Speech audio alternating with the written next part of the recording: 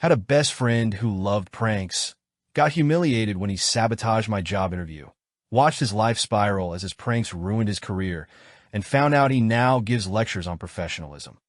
I've always been the type to enjoy a good prank. Nothing too crazy, just harmless fun, like switching the sugar with salt or taping a coworker's mouse sensor. But my best friend, Jake, he took pranks to another level. Jake and I had been inseparable since college. We were the kind of friends who could finish each other's sentences, survive road trips without wanting to kill each other, and laugh at the dumbest inside jokes. Our friendship thrived on competition and humor. But looking back, I should have seen the warning signs that Jake had a different sense of boundaries than I did. One day, after months of little pranks escalating between us, Jake decided to pull what he called the ultimate prank. The problem? It wasn't funny. Not even a little. It started when I showed up to a job interview for a position I really wanted. I had prepped for weeks. New suit, fresh haircut, resume triple-checked. As I walked into the office, I noticed a few people giving me weird looks, but I brushed it off. Maybe they just weren't used to seeing someone as nervous as I was. The interviewer, a stone-faced woman named Lisa, barely shook my hand before saying, "So, tell me about your experience running exotic entertainment services?" I blinked.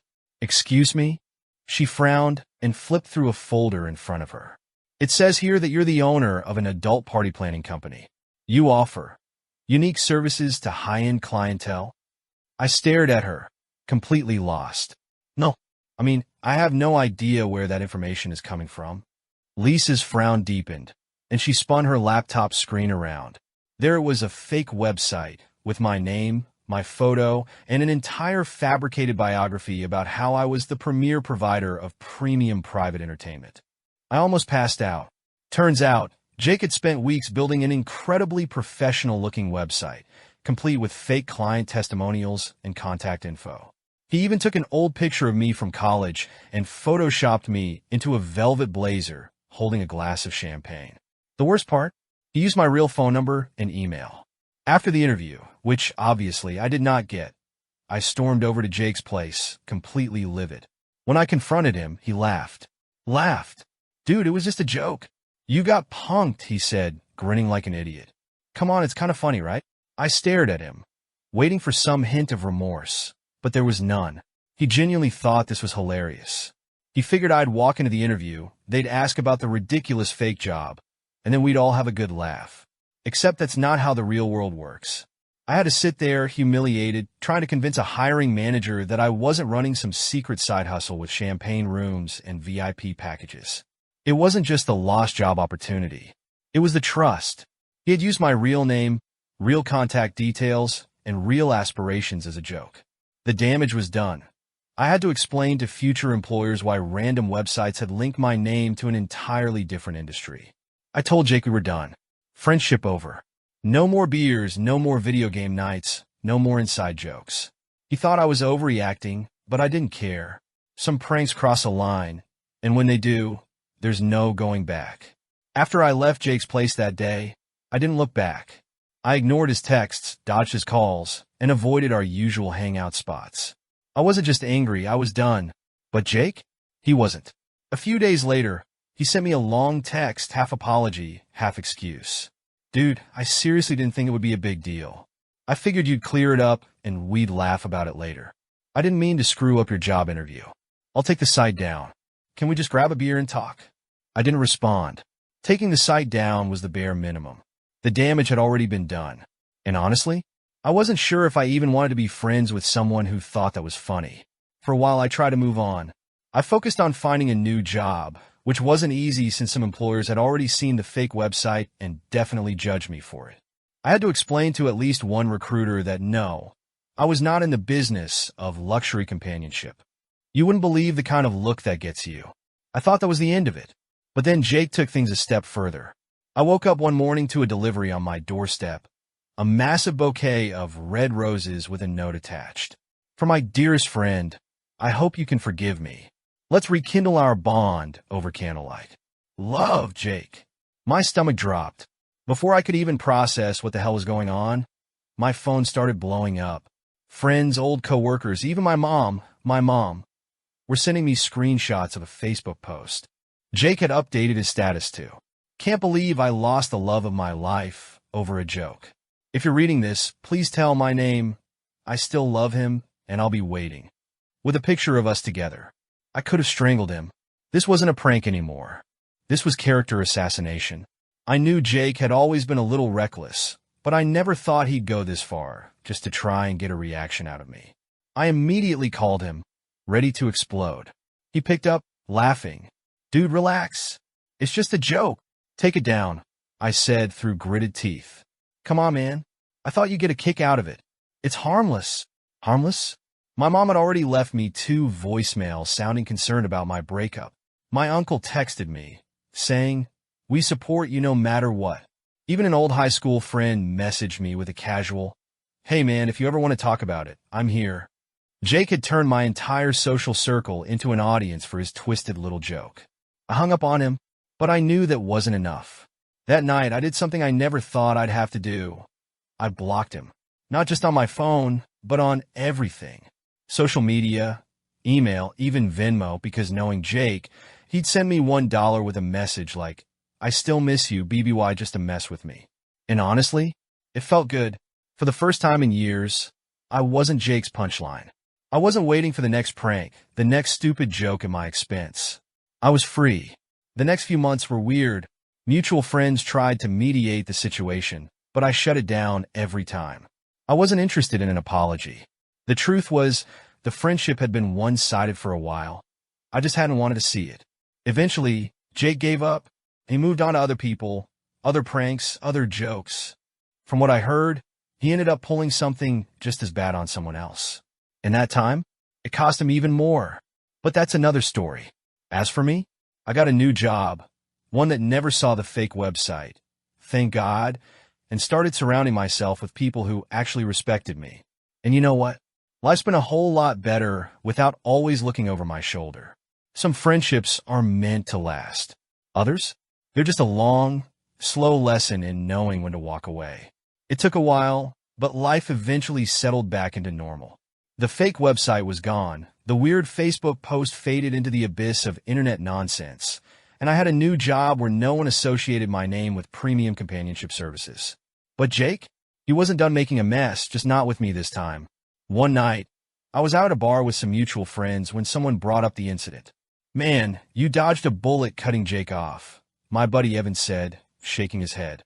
"Oh yeah," I said, taking a sip of my beer. "What did he do this time?" Evan let out a short laugh. "He tried pranking his new boss." I nearly choked. "Oh no." "Oh yes," Evan grinned. "It was bad. Worse than what he did to you."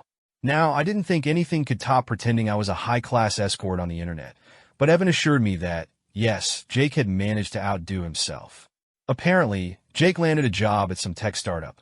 One of those fun offices with bean-bag chairs, free kombucha, and a boss who wanted to be everyone's best friend. Naturally, Jake took this as an open invitation to pull one of his classic, harmless pranks. What did he do? Oh, just the small act of emailing the entire company from his boss's work account, announcing a mandatory meeting about the office's new clothing optional policy. Yeah, Jake thought this was hilarious. His boss? Not so much. It didn't take long for IT to trace the email back to Jake's workstation, and before he could even try to play it off as a joke, security was escorting him out the door. Fired on the spot.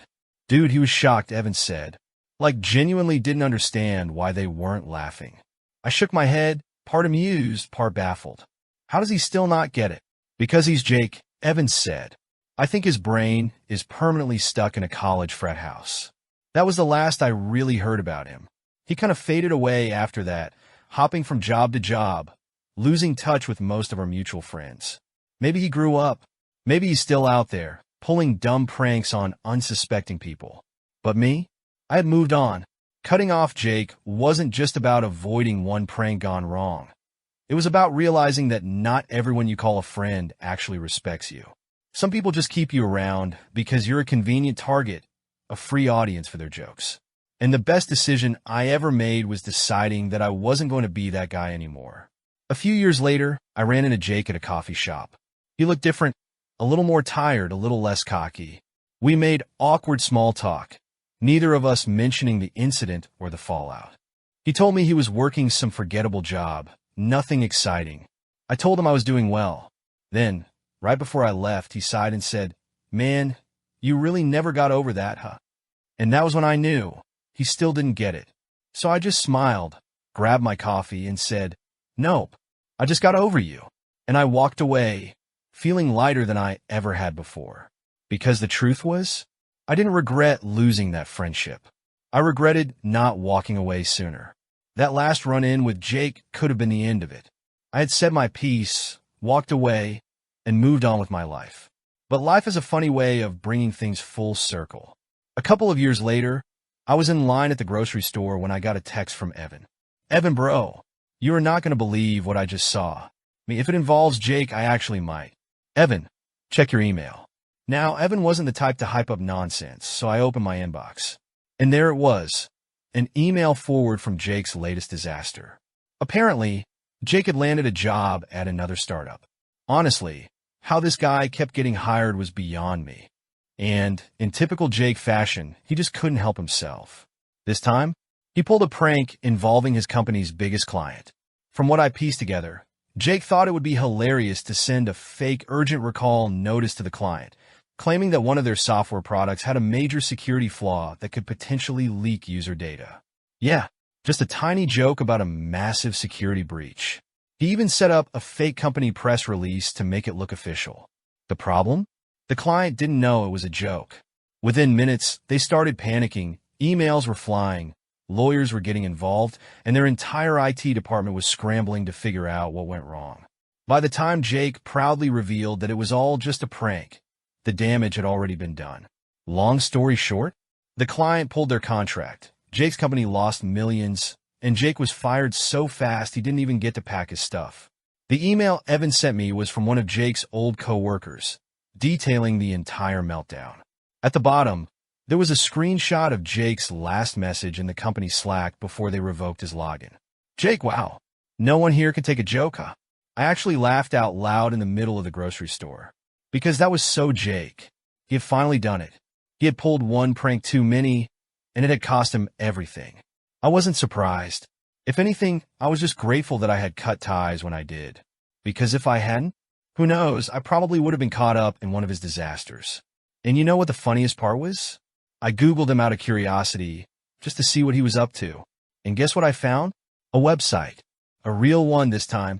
Jake had become one of those corporate responsibility speakers. The kind who get paid to go to businesses and talk about workplace ethics and professional boundaries. I almost passed out from laughing. Jake, giving lectures on professionalism. The same guy who almost ruined my career over a joke. The guy who lost 2 jobs because he didn't know when to stop. I had to respect the irony. I never reached out. Never sent a "told you so" text.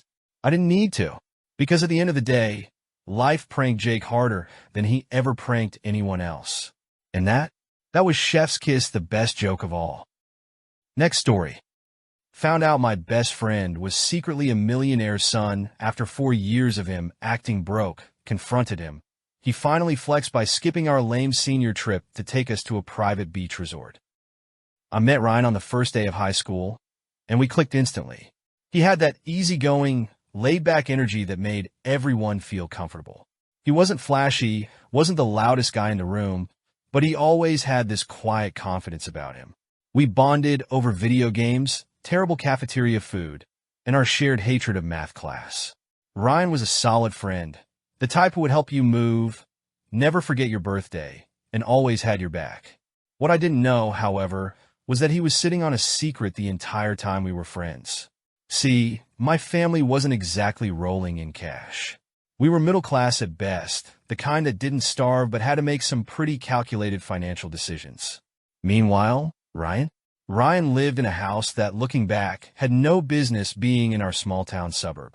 It was one of those ultra-modern glass panel places with a circular driveway and a security gate, which I assumed his dad, a quiet, well-dressed guy who was always on business calls, had just lucked into through some smart investments or something.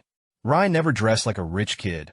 He wore the same beat-up sneakers for 3 years straight and always acted like he was hunting for quarters when we hit up fast food spots. If we went out, he was more than happy to split the bill down to the cent. He drove this old, slightly rusted '98 Honda Civic that made a wheezing noise every time he hit the brakes. I didn't think anything of it until senior year. One weekend, Ryan invited me over to hang out, which was nothing new. But when I got there, something was off. There were fancy catering trays on the kitchen island, like someone had just thrown a party. Expensive-looking champagne bottles were lined up on the counter. His dad, usually nowhere to be seen, was shaking hands with a guy in a tailored suit while a woman in a designer dress laughed next to him. "What's going on?" I asked. Ryan sighed. "Just some stupid business thing for my dad." "What kind of business?" Ryan hesitated, then shrugged. "Real estate." I didn't question it much at the time. I mean, real estate can be lucrative. But then a few weeks later, our school announced this charity gala, some fundraiser thing for the district. The local newspaper covered it, and I happened to skim the article in the cafeteria while eating a soggy ham sandwich. That's when I saw it. A full-color picture of Ryan's dad, smiling next to some school officials, with a headline that read, "Real estate mogul donates $2 million to local education program." I nearly choked on my sandwich. $2 million. I read the article 3 times. It described Ryan's dad as one of the richest men in the state, owning multiple hotels, apartment complexes, and luxury condos. The article casually mentioned his multi-million-dollar empire, like it was common knowledge. I turned to Ryan, who was sitting across from me, casually scrolling on his phone. "Dude," I blurted out, "your dad just donated $2 million to the school." Ryan didn't even flinch. "Oh, yeah. Oh, yeah," I repeated, my voice probably an octave higher than usual. "What the hell, man? Your dad is loaded, like insanely loaded. And you've been splitting $5 burger meals with me for the past 4 years?" Ryan shrugged. I didn't want people to treat me differently. I just stared at him, completely floored. "So, you've been pretending to be broke this whole time?" He laughed. "Not broke. Just normal." That's when it hit me. He never wanted anyone to know. He never flaunted his wealth. Never let on that his family was practically swimming in money.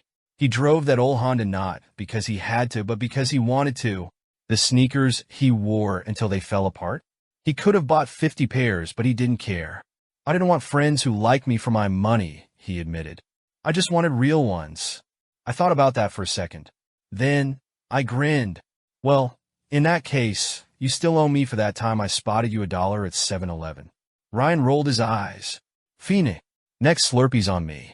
After that, nothing really changed between us. He was still Ryan, still my best friend.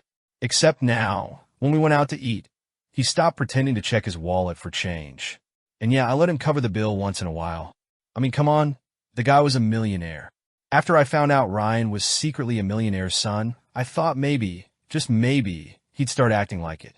You know, roll up to school in a flashy car, wear designer clothes, maybe even throw one of those legendary house parties that get shut down by the cops kind of deals. Nope. Ryan stayed exactly the same.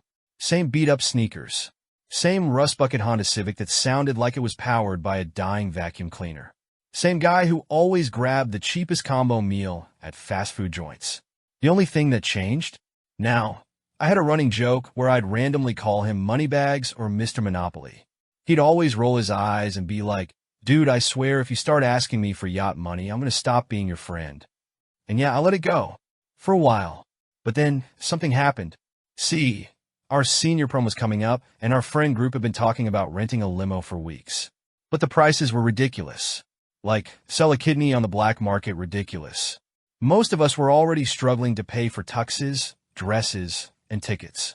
One day, during lunch, we were all moaning about how we'd have to carpool in someone's mom's minivan instead.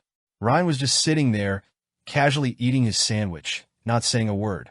Then, a week before prom, he drops this on us. "So, I got us a ride." We all turned to him. "What kind of ride?" I asked. Ryan just grinned. "A good one." Prom night rolls around, and we're all standing in my driveway, expecting a basic rental car, or at best, a decent SUV. Then, this absolute beast of a black stretch Rolls-Royce pulls up. Everyone's jaws hit the pavement. "Dude," I whispered, turning to Ryan. "What the actual—" Ryan just shrugged like it was no big deal. Figured we deserved to roll up in style. We climbed in, and let me tell you, This thing was insane. Leather seats softer than a cloud. A freaking mini fridge with sodas. A ceiling that lit up like a starry night sky. I half expected a butler to pop out and offer us fancy hors d'oeuvres. One of our friends, Jason, was still in shock. "Ryan, this must have cost a fortune." Ryan just smirked. "Don't worry about it." And that's when it really hit me. This dude could have been doing stuff like this the whole time, but he never did. Not because he was cheap, but because he genuinely didn't want people to treat him differently. We pulled up to prom in that Rolls Royce like celebrities, and I swear, half the school turned to stare. People were straight up whispering as we stepped out. Ryan, being Ryan, acted like it was just another Tuesday. We had an absolute blast.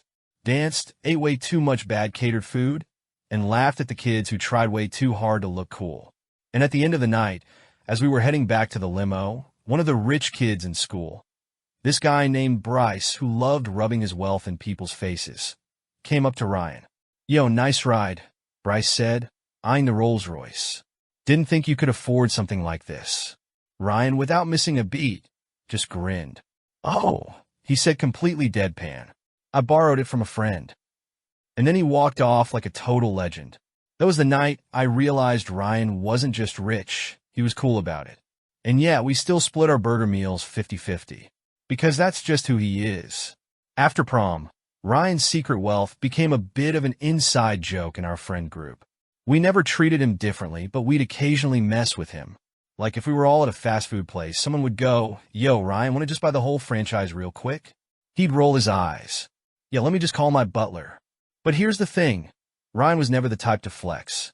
So when he actually did, it was legendary. It all started because of senior trip. Our school did this thing where, at the end of the year, the seniors went on a trip to an amusement park. Except, of course, our school had to pick the lamest possible option. No Disneyland. No Universal Studios. Not even Six Flags. Nah, they chose Lakewood Fun Park, which for context had like 6 rides total, and 2 of them were broken all the time. Naturally, nobody was excited. But then a week before the trip, Ryan showed up at lunch with that look, the one that meant he was cooking up something. "So," he said casually, "how would you guys feel about skipping the school trip and doing something better?" Everyone leaned in. "Better how?" I asked. Ryan smirked. "Give me a couple days." And that was it. No explanación. Just vague rich guy mystery. Fast forward to the day of the trip. Instead of getting on the school bus to Lakewood Fun Park, Ryan tells us all to meet him at his house. We show up, and there's a freaking private shuttle van waiting. Ryan steps out, grinning. "Hope you guys brought swimsuits." And that's how we ended up spending the day at a beachside resort. Turns out, Ryan had rented a massive private cabana at this high-end beach club. We're talking infinity pools, private beach access, a waiter bringing us fancy drinks with little umbrellas, the whole VIP treatment. We just stared at him. "Dude," I said, "this is insane." Ryan shrugged. "Well, I figured if I was ever going to flex, might as well do it right." And let me tell you, he did. We spent the entire day like actual celebrities. Instead of standing in line for some half-broken roller coaster, we were lounging by a freaking infinity pool. Instead of eating overpriced theme park pizza, we had steak tacos and fresh mango smoothies. At one point, Jason turned to Ryan and went, "Hey man, I know you hate showing off, but like, you could have been doing this the whole time." Ryan laughed. "Yeah, but then you guys wouldn't have appreciated it." And honestly, he was right. Because the thing is, Ryan wasn't just some rich kid trying to impress people. He genuinely cared about the people around him. He didn't want friends who liked him for his money. He just wanted real ones. And that day, he just wanted to say thank you in the most ridiculous way possible. As the sun started setting, we sat on the beach, watching the waves, still in disbelief over the fact that we had just skipped the lamest school trip of all time for a 5-star experience. I nudged Ryan. "All right, money bags. What's next?" He smirked. "College." I grinned. "You gonna fly us there on a private jet?" He laughed. "Nah, still taking my Honda." And that's why Ryan will always be one of the coolest people I've ever met. Because even with all that money, he never let it change who he was.